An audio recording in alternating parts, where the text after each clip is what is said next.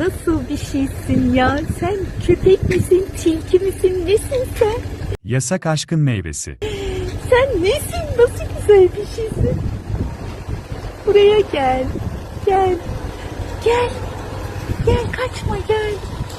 İçimden konuşsam duyar, o nasıl bir kulak. Ay seni yerim seni. Seni yerim, sen nasıl güzel bir şeysin. El kadar.